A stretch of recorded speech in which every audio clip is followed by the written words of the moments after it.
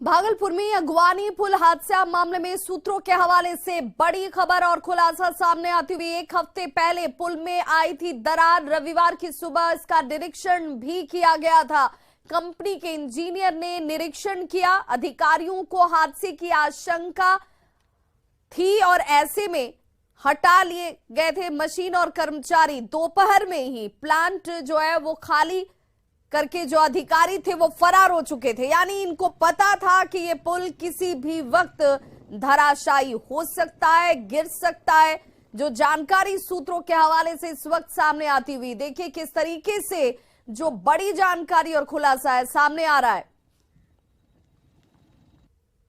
सुल्तानगंज अगवानी पुल पर बड़ी जानकारी निकलकर सामने आ रही है। सूत्रों के हवाले से यह जानकारी सामने निकलकर आ रही है। अगर सूत्रों की माने तो एक सप्ताह पहले ही पुल में दरार आई थी और हादसे वाले दिन यानी रविवार को इंजीनियर की टीम जो है वो पुल का निरीक्षण की थी और उसके बाद से कहीं ना कहीं यह अंदेशा जताया जा रहा था कि पुल गिरने वाला है। उसके बाद से सभी इंजीनियर की टीम, कर्मचारी प्लांट खाली कर यहां से फरार हो गए थे। भाजपा नेता मृणाल शेखर हमारे साथ बातचीत के लिए हैं। बड़ी जानकारी एक सूत्रों के हवाले से निकलकर सामने आई कि ये पुल गिरने की अंदेशा पहले ही हो चुकी थी।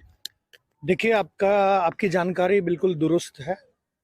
मैं भी जब से यहाँ आया हूँ और मैंने भी जितनी जानकारियां एकत्रित की है, यहाँ सबको पता था, इंजीनियरों की टीम को पता था कि ये पुल गिरने वाला है। और यदि ऐसा नहीं था तो एक भी मशीनरी का नुकसान क्यों नहीं हुआ?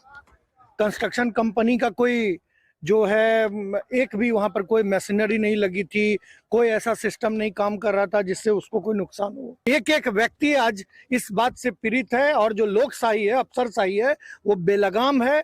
आज एक भी ऑफिसर बिहार में कहीं भी काम चलता हो वो कभी साइट पर नहीं जाते हैं और ठेकेदार को लूट की खुली छूट मिली हुई है और कमीशन खोरी चरम पर है। यदि पहले ही सरकार जग गई होती, जब पिछली बार सरकार ने कहा कि हम जांच करा रहे हैं, कहाँ गया वो जांच रिपोर्ट? आज तक वो जांच रिपोर्ट सार्वजनिक नहीं हुआ। कौन दोषी है? यदि उसी समय सरकार अलर्ट मोड में होती और ऐसे लोगों पर कार्रवाई होती, और एसपी सिंगला जो ये कंपनी काम कर रही है, इसको तो पुरस्कार स्वरूप अभी इस घटना के बाद फिर भागलपुर में 4 लेन का टेंडर दे दिया गया। सरकार के ऊपर जो एक भरोसा होता है वो भरोसा भी जमींदोज हुआ। इसलिए सरकार को नैतिकता के आधार पर किसी न किसी को तो जिम्मेदारी लेनी चाहिए और उनको इस्तीफा देना चाहिए। बड़ी जानकारी सूत्रों के हवाले से हम आपको बता दें कि इंजीनियर की टीम ने रविवार को, जिस दिन यह हादसा हुआ, सुबह में, हादसा शाम के 6 बजे के लगभग का है, लेकिन इंजीनियर की टीम ने रविवार को सुबह में निरीक्षण किया था। एक सप्ताह पहले ही पुल में दरार आ गई थी और निरीक्षण के बाद से कंस्ट्रक्शन कंपनी के जो इंजीनियर थे, जो कर्मचारी थे, उन्होंने प्लांट खाली कर दिया। तो बड़ा सवाल है ये यहाँ पर। विकास कुमार सिंह, न्यूज 18 भागलपुर। और संवाददाता विकास कुमार सिंह हमारे साथ इस वक्त उसी ग्राउंड जीरो से जुड़ चुके हैं। विकास, यानी ये माना जाए कि सब कुछ जानकारी में होते हुए इस पुल को गिरने के लिए छोड़ दिया गया। अधिकारी अपनी जान बचाकर अपनी लापरवाही को छुपाने की कोशिश करते हुए यहां से वक्त रहते हुए भाग खड़े हुए।